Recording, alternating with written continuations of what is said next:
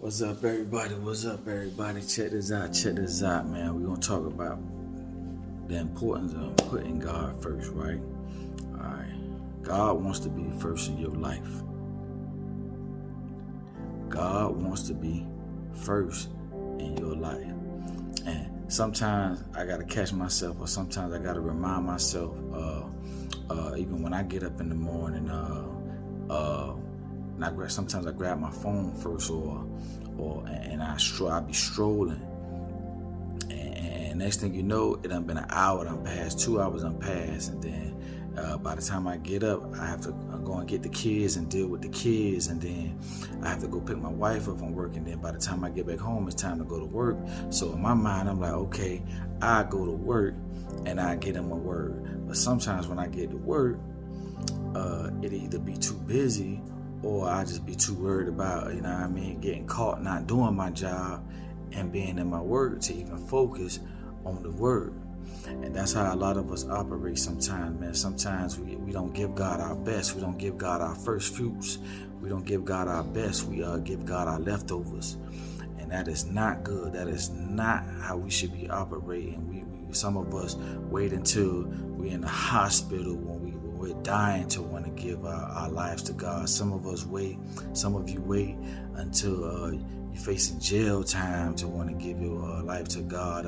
Some of you wait until you old. You spend all your youth turning up and doing whatever it is that you want to do, getting what we call getting it out of your system in your youth, and then you want to wait until you get old and act all holy and almighty. And God is so good. He is so compassionate. Yes, He will receive us in those times. But think about all the years that you done went by, all the pain and the suffering that you had to go through, doing it your way, not putting Him first, putting Him second in your life. Making sure you do everything that you wanted to do first, and then putting Him second in your life.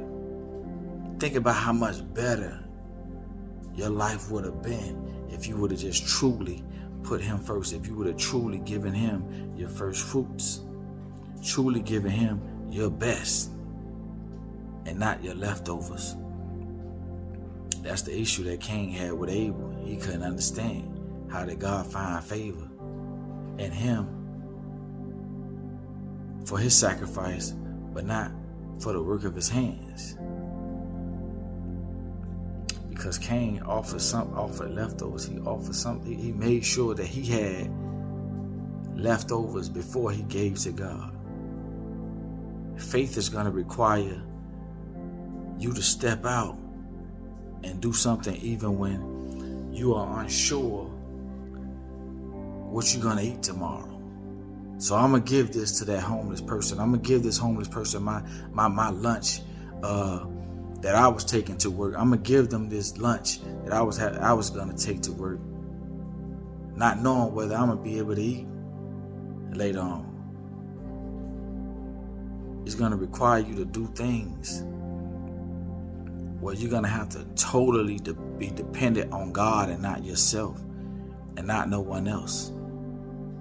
And the amazing thing about that is, later on when you find out, when everything unfolds, and you look back on your life and see everything that God has done for you, you didn't go without food. You didn't go without shelter.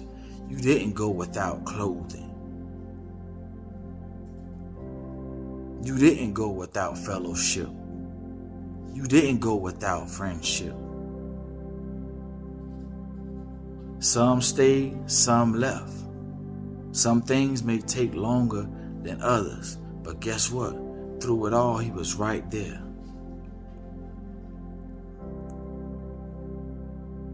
So let's put God first, y'all. Let's give God our best and stop giving God our leftovers. Stop waiting until we're down and out. Stop waiting until we lose a limb. Stop waiting until we're in a wheelchair. Stop waiting until we're too old to turn up.